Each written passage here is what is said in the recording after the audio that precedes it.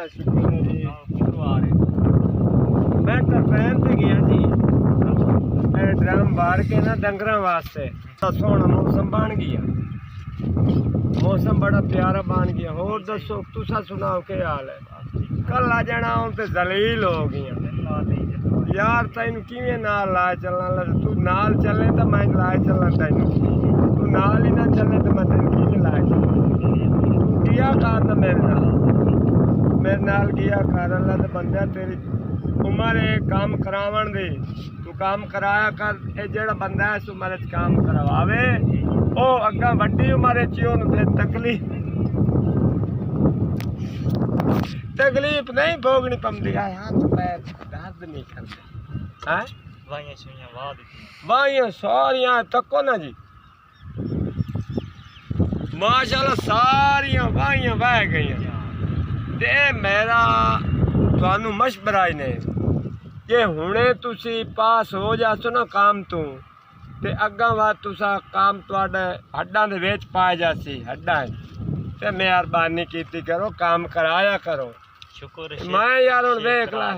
थक गया पानी बाहर कल्ला बंदा हूँ इदू मैं जड़ा ना ओनू पकड़ना हूँ इदू मैं विच पहनना हूँ आ तेन विखावा आ डराम दे उत्ते ही रखते ना ही ते एक बाल्टी नाल उत्तों ही विच पहनदा रहिया बन तरपेन तू तरपेन जड़ी आ इधर रोड दे नाल खलोती उस ते जबीर वाली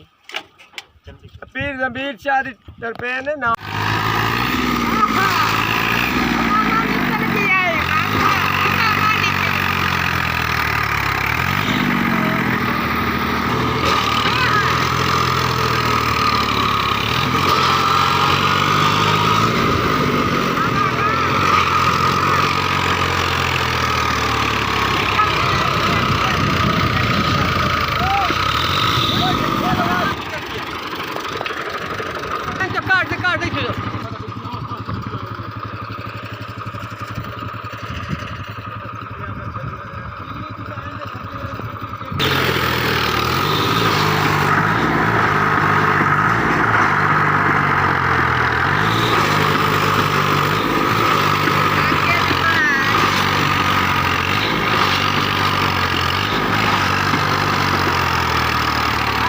दादा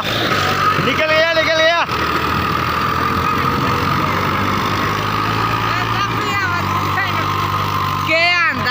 और मैं भाग